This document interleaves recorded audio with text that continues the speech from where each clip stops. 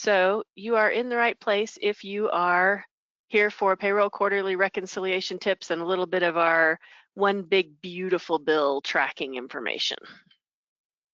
I always like to start with our mission statement here at Njevity, which is to improve the life and success of our customers and partners by providing exceptional business application experiences that simplify, inform, and delight. That is a lot of words, but we really do live by that here at Njevity.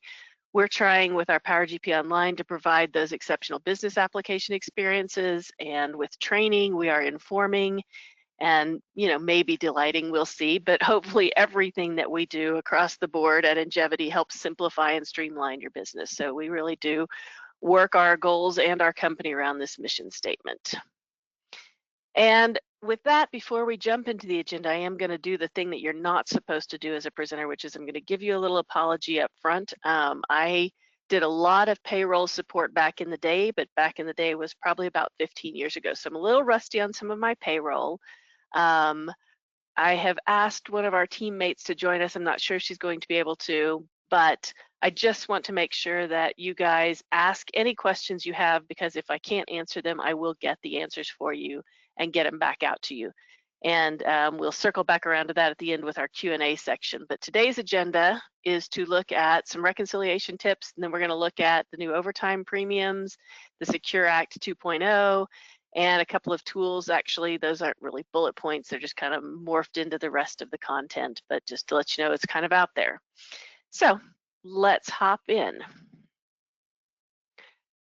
Okay, first of all, for quarterly reconciliations. This past year, it was brought to my attention by our consulting team that a lot of folks are not doing quarterly reconciliations. And the downfall of that is then when you get to year end and you're trying to look at your numbers and things don't match, you have to go back through an entire year's worth of data to figure out what isn't reporting properly. So we recommend building a spreadsheet. I'm going to show you that here in a second to do this reconciliation. But here are the reports that you're going to be looking at: your 940, your 941s, a payroll summary, your SUTA, your FUTA, and your detailed employee lists. So with your detailed employee list, what we're really looking there is to review the tax exempt statuses and any additional withholdings, et cetera. So you want to make sure that those are recorded properly by employee and being handled or noted, because those can be missed and can become W-2 discrepancies. In addition, you're going to reconcile your payroll summaries against your 941s, marking any MQGE employees because they're going to be excluded from your W-3 totals. And you're also going to compare your SUTA and FUTA reports to your 941 and note any differences.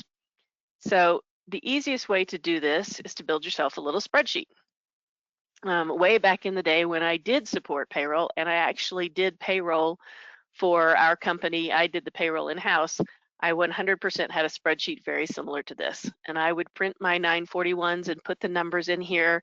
I would take it one little step further where I actually, for the SOCH and the med pieces, the FICA portions, I would actually have a column that did the calculation based on the wages. So if my wage was $123, this should be 123 times, what is it, 4.65, or I think it used to be 4.65.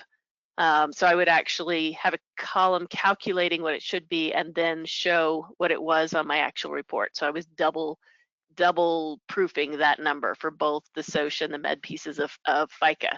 But really, you're just putting those in and you're making sure your 941s match what you're, so compare those to, again, your SUTAs and your FUTAs and all of those things.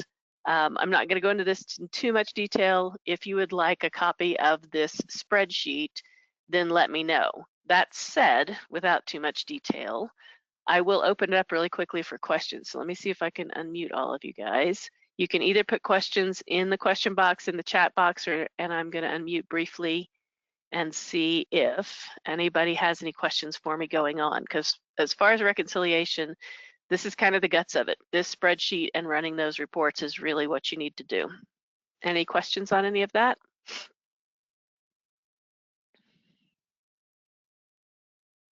Not seeing any come through, Wendy. I don't see any either, so I'm going to put everybody back on mute and we will go on with the slideshow. Okay.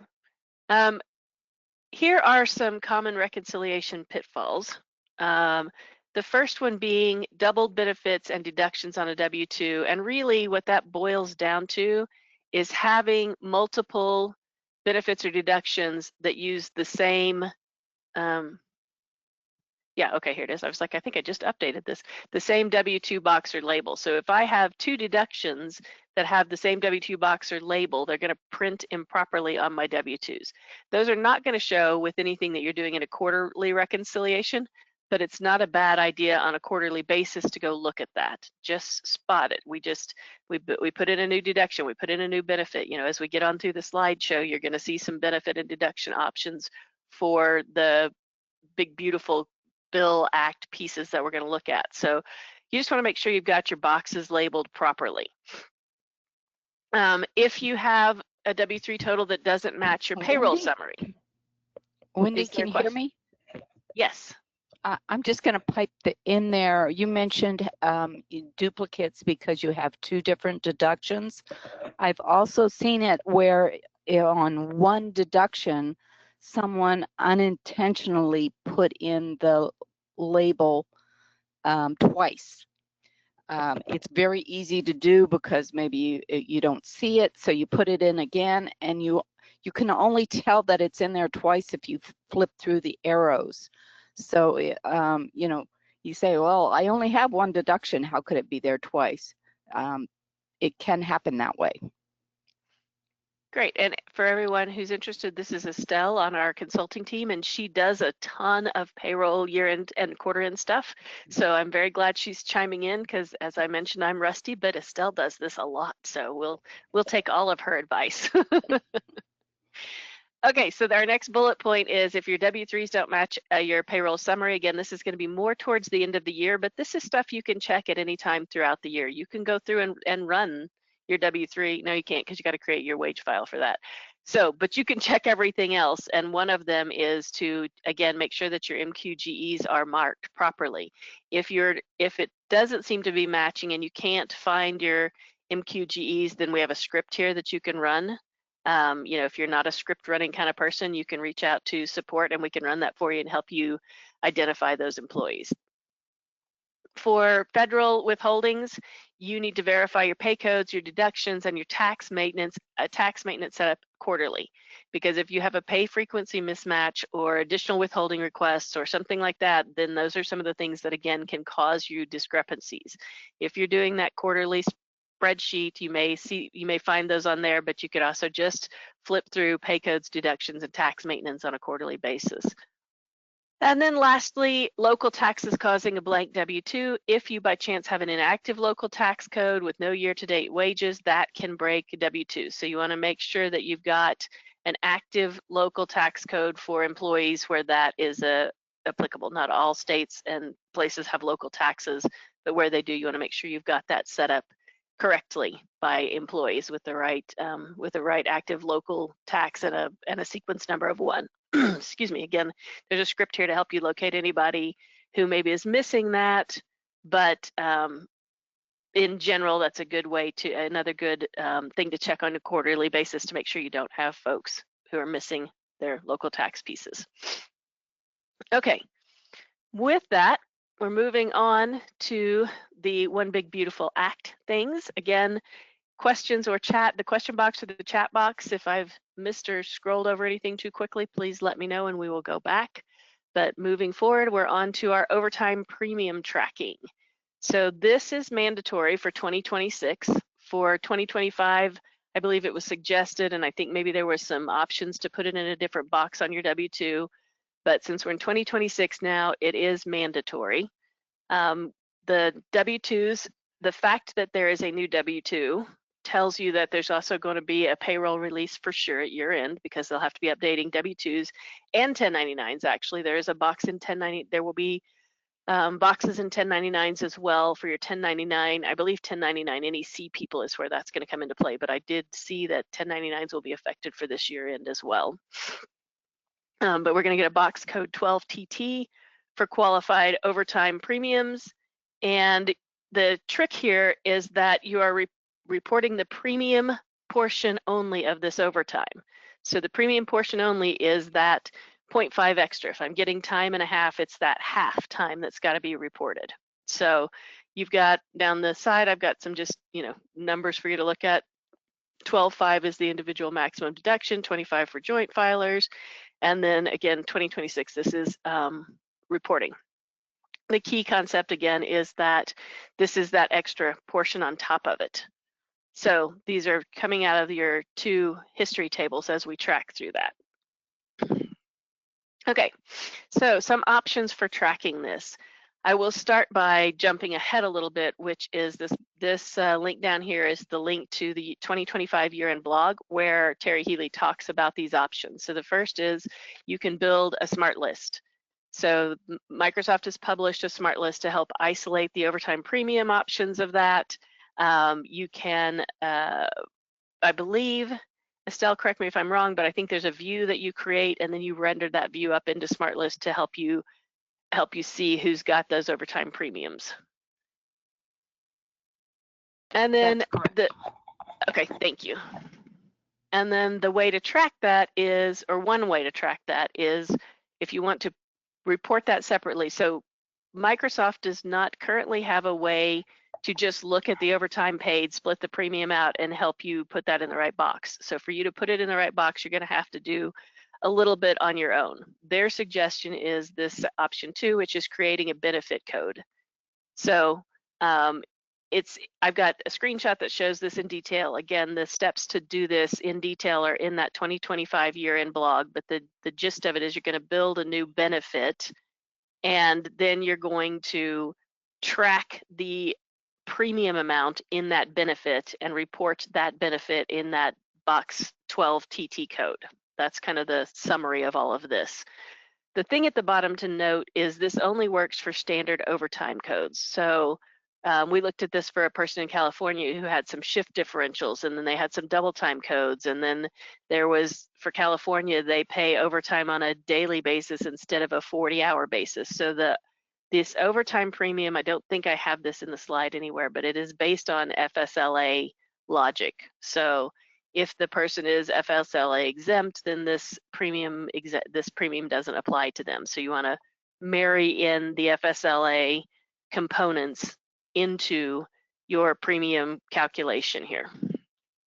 So this is the example. So we've set up a benefit code called OT premium, not subject to any taxes. We're setting it up with a method of gross wages and 33.330. So it's applicable to any of our overtime rates. It's going to be reported in that box 12 TT, and in the summary we can see where we're starting to accumulate those numbers. Okay. So in addition, there are a couple of third-party options. WS Tools has a module called OVT Premium. I'm not going to go into those tools in detail here. If you are a customer of ours and you're interested in those, you can reach out to me directly. My email will be at the end of this presentation, and I can help get you coordinated with those. If you're a consultant or a partner, you can reach out to WS Tools, but their tools are pretty nice. I mean, they are easy to set up and they are well streamlined. I want to say they run $3,000 to $5,000 per tool. So something to consider. If you've got simple overtime and you can do it with a benefit code in GP natively, then you don't need to go spend the money. If you are somewhere like California where you've got all kinds of extra rules and overtime standards and rates and et cetera, then you may want to go look at these tools. But that is very nice. Green Shades is tracking in box 14 TT. I don't know why, I just know that was noted. Again, you might want to reach out if you're using Green Shades, reach out to Green Shades to get a little additional information on that. And then just some notes for 2026 W4s.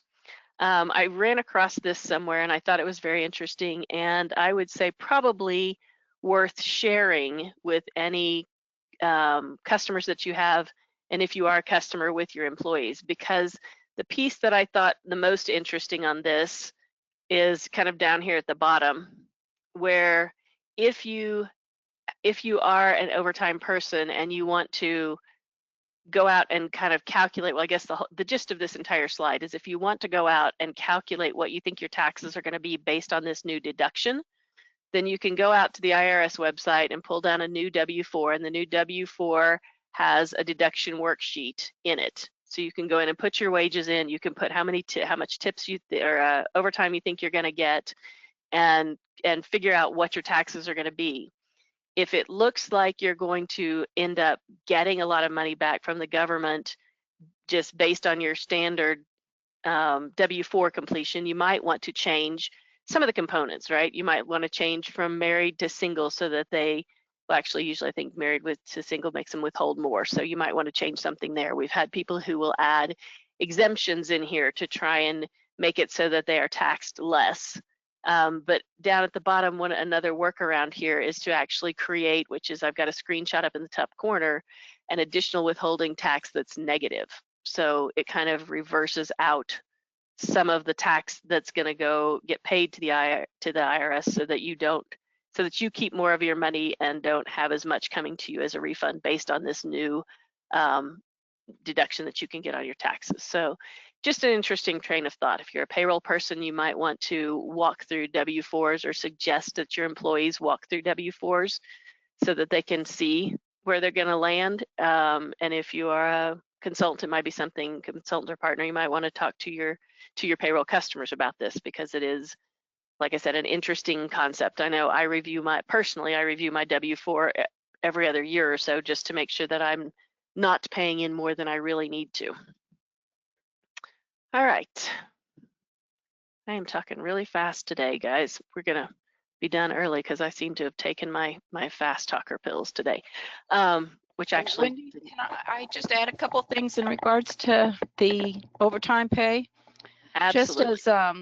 Just as a heads up for anybody who's maybe not had experience working with it. I've had a couple clients just say they didn't have a lot of overtime employees, so their choice was to, instead of trying to track it throughout the year, they were just going to print reports at the end of the year, take a look at their employees' overtime pay, and manually make a calculation. 1/3 of that is the premium overtime pay, and put it in the Edit W-2 screen. That's not an ideal way to do it, but if you don't have a lot of employees getting overtime, maybe you don't have many hourly employees, it's not a horrible idea either. So that's one possibility. The other thing, just to mention, as Wendy said, there are a lot of cases that aren't standard overtime.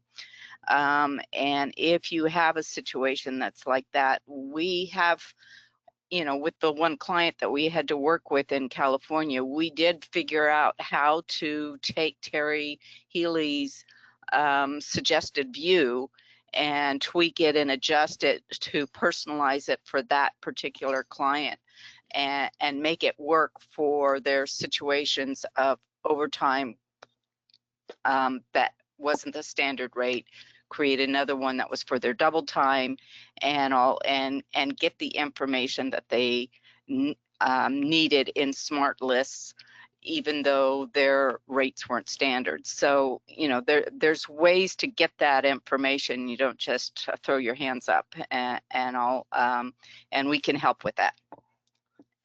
That's all I'll say. Great. Yeah, great, Estelle. Thank you very much for pointing that out. And I was going to say, and this also could tie to something you do quarterly. So instead of waiting to the end of the year to start looking at those numbers, you could start looking at those quarterly. And if you do have folks that are hitting more overtime, it's a good way to review and see, number one, should they be getting that much overtime? And number two, maybe again, have this conversation for the screen I'm showing right now with the employees who are getting overtime to see if they want to try and tweak their W-4s. With that, I should pause for a moment and ask if anybody else has any questions. Let me see, you could raise your hand or put it in the chat if anybody has a question. I guess raise your hand be the best way, and then I can open up microphones as needed. Let's see. We have a question coming in that says, can we cap the benefit to 12.5? Estelle, I'm going to lean on you for that one. I'm not sure I understand. There isn't a maximum on I think the it would be overtime. on this. Could we put a maximum benefit in here to stop calculating? But I don't know that you would want to, because you're still going to want to report all of, yeah, she says yes, annually. I think you could probably take advantage of these fields here with that benefit. However, again, what you've got to report is how much overtime was paid to that employee. So even though their deduction is going to cap at 12.5, the fact that you have to report it isn't going to cap. So I don't think you would want to put a maximum in on that. And then we have a comment, an issue some customers ran into when using the benefit code when payroll is being processed. The warning below appears for each employee who did not have any overtime. Base pay for this benefit deduction was not included for this employee. Bit of an annoyance. Yes, and that is true. I forgot to mention that. When you run the build check report, it is very irritating. On every employee who does not have overtime, you'll get a warning. And I contacted Terry and I contacted Microsoft, and that's just the way it is. They don't consider that a problem. Yep, so that is probably going to be as it stands by now. However, this is a good plug for, I will find the link to it, but for the partners online, if you go in and put a suggestion in that maybe they add a box to the benefit where that you can say this is a certain kind of benefit so it doesn't throw that warning, or maybe kill that warning message, or maybe only show it once per feed, there's probably a suggestion to be made there. And I could see a suggestion like that being worked in. You know, Microsoft actually does look at those suggestions. And if you are a partner consultant on here and you put that in, let us know, because we'll go vote it up. So we can make sure that people are actually looking at it and voting for it if we need to do that. Let's see. We've got a question again. We report 1/3 of all our overtime, even if it exceeds 12.5. So yep, that's what we were saying. Great idea about the suggestion to put it in out in the Microsoft world. So, okay, good feedback, good questions, guys. I'm gonna go ahead and go on unless anybody has anything else. Last call on this one. Well, not last call, because you can always ask me at the end of the webinar. Let me get back to where we were. And we're gonna hop into our Secure Raw Act 2.0 catch-up contributions. So for our high wage earners who are old folks like me. Okay, so the biggest change for here is that all the catch-up contributions have to be Roth now. I believe before you could catch up in the same or similar type of deduction. So whatever your 401k was, I think you could catch it up there. Now they all have to be Roth. And with that, you need to give employees an opportunity to opt out of the catch-up. I don't have a lot of details on that one. It just showed up when I was looking through some IRS documents, and it says that employees have to be able to opt out. You might be able to go the opposite direction and send, run a list of all your folks who are over 50 and are your high wage earners, so get more than 150,000 in FICA taxes, and send everybody a list that says, hey, we're opting you into the catch up unless you tell us otherwise. That would be the way to do it in mass. Otherwise, I think you'd probably have to identify the list of those people and contact them and say, hey, you guys are in this bucket of our Secure Act 2.0 catch-up folks, and you need to let us know whether you want to do the catch-up part or not. So I thought that was just an interesting nugget. Make sure you're giving them the opportunity to choose whether they want to do it. So of course, our high wage earners, as we mentioned, are 150,000 in FICA wages in the prior calendar year. And it does say, based on the research I did, that that's from the sponsoring employer only. So I guess if you hop employer somewhere in the middle of the season, then you might be able to skirt around this, which would make sense. I mean, if I made $50,000 with employer one and only $100,000 with employer two, then I'm really not technically a high wage earner in either of those two employers. You also have an enhanced catch up for the folks that are age 60 to 63. So you can put more in for that age group. Okay, again, the default answer from Microsoft is let's do some SmartList to track these guys. So kind of down at the bottom, they've got a SQL script to calculate an age. So you could use this SQL script to create a view and render it up into SmartList. And that way you've got a viewing of people who are at least old enough. And then you're going to marry that to their FICA wages from the prior year. So that all can be done in SmartList and looks something like this. So we've got a SmartList where the reporting year is the prior year, and we're looking at their wages. Obviously, that's going to grow as we go through the year, so you're not going to need to start looking at this until, I guess it depends. You could have somebody who makes enough money that they meet this in Q1, but probably more like Q2 or Q3. And then here's our SQL script to create the view that gives me the age. So I can marry these two pieces of data together and figure out who my high wage earners are, and then contact them and give them the choice to opt in or out of the catch-up pieces. And then to track it, you're going to want to set up a couple of different deduction codes. I'm going to skip to the middle here. So we're setting up, for example, a Roth catch-up for everyone who's 50 to 60, and then a different one for 60 to 61. And in our example screen over here, we're looking at the one, it says under 50, but this would be the folks that are going to be in this first bucket here. So after you've identified the employees, then you're going to assign these deductions to them using start dates to determine when they kick in based on their regular 401ks. And then you can share maximums. So if you need to combine a couple of deduction codes together, deduction benefits together to make sure the maximums are considered. So what I'm trying to say there is basically this little corner over here. We might need to good grief, I can't talk. We might need to combine the 401k and a Roth if they have both, because that's going to be, they're going to play, both numbers are going to play together for them to reach their maximum deduction for those two benefits or for those two deductions before the catch-ups start in. So they have to meet their max first and then the catch-ups kick in. Estelle, any other thoughts on that one? I guess the only thing I can say is I have not found any kind of easy way for this to be done. Yes, you can set up your catch-up deductions. You can put maximums on your standard deductions and everything, but there is manual tracking that has to be done. There is nothing right now that I have found that's available that'll say, okay, you reached your standard one, now stop taking this and start taking this one. Right. You have to, okay, with the maximum one will stop, then you have to manually start up the catch-up one.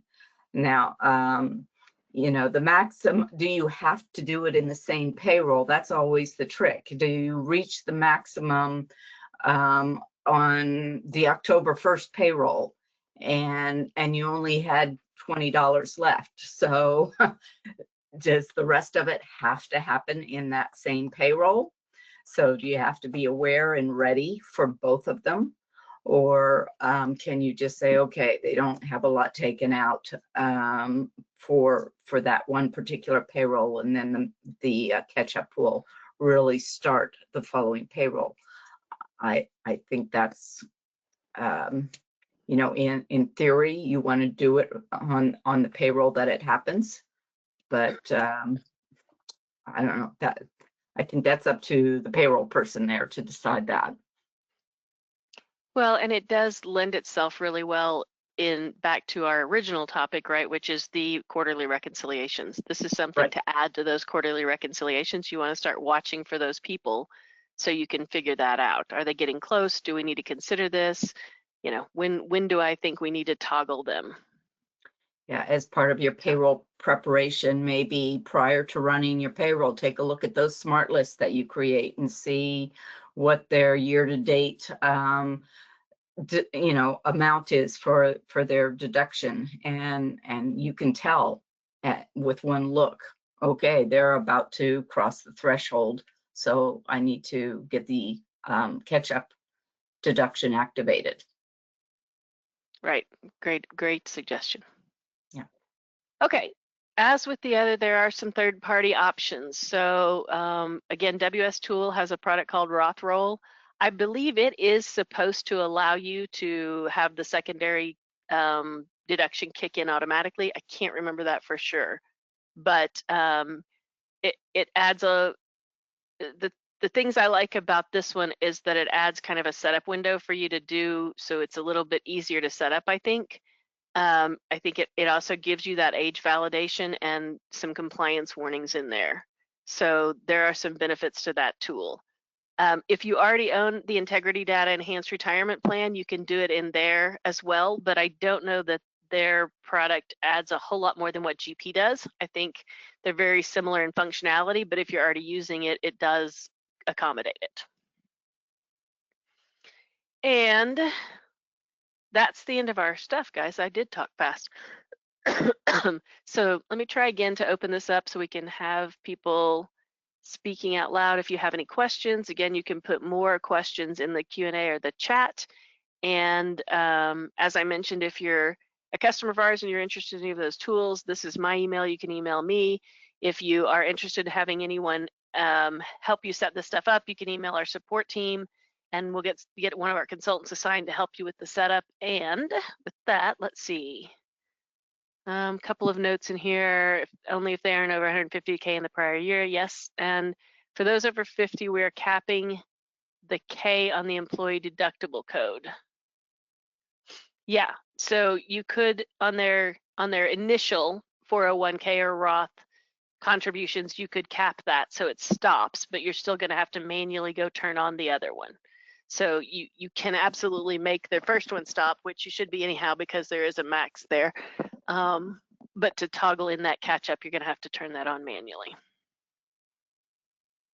Any other questions or comments?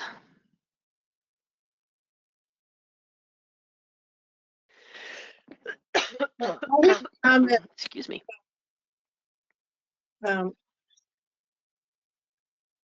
Sorry, I coughed over somebody. Can you hear me? Yes. Oh, okay. This is Deb Bergman. Green shades. They're going to have that fixed by next year, right? They're going to I would have. assume so, but I don't know. Yeah, because this one was a nightmare. Yeah, right. Yeah, I assume they will have that fixed by next year. You know, so I think some of this caught some folks by surprise. So as of right now in April, I'm reporting what we had, but I would hope that they will get that fixed. And I do think there will be a little more, even though Microsoft says they're really not going to do much more on this. I think they probably will tweak some things.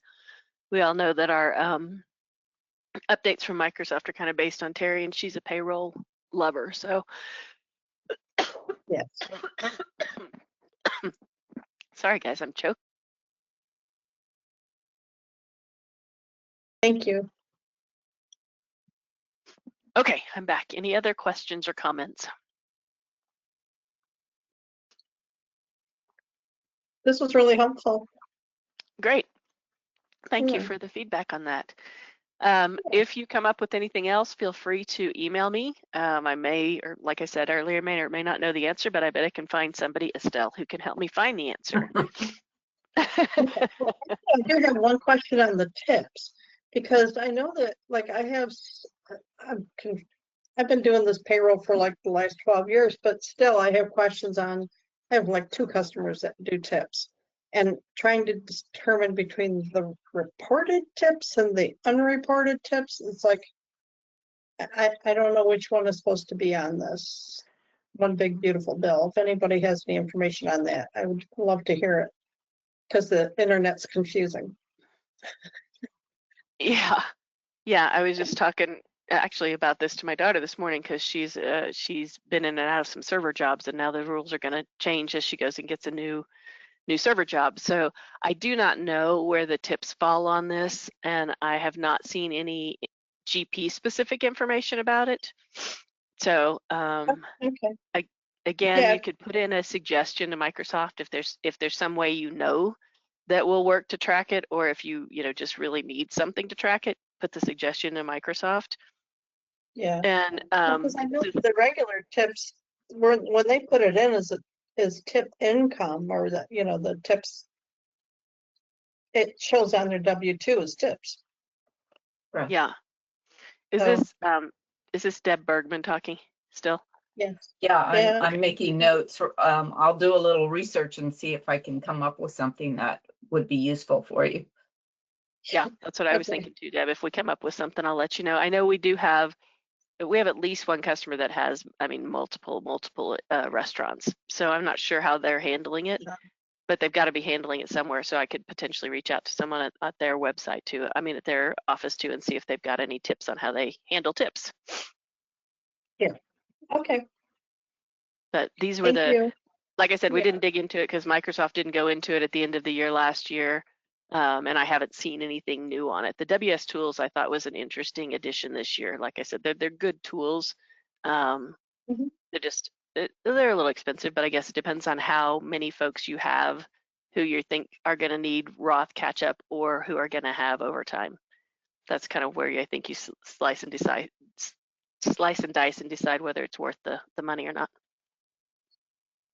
Okay, Well, thanks everybody for joining us, and we'll keep looking for more webinars. I know our next one, actually I don't know. Well, I do know. I should have a slide in here for this. Let me backtrack for just a moment. If you have not heard of the Knights of GP, there is a webinar on May 7th that is introducing the Knights of GP.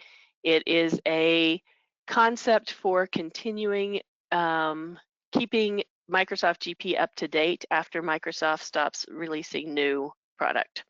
So you can check out the website at the Knights of GP, and Knights, K-N-I-G-H, like, you know, fighting knights, the knightsofgp.com, or you can look on our website for upcoming webinars, and that one, it should be listed out there. That one's on May the 7th, I know, and then I know also in May we have another webinar coming up that is some sales order tips and tricks in GP, along with some enhancements by Cavallo SalesPad. So please join us for future webinars, and you guys have a great day. thank you. Thank you.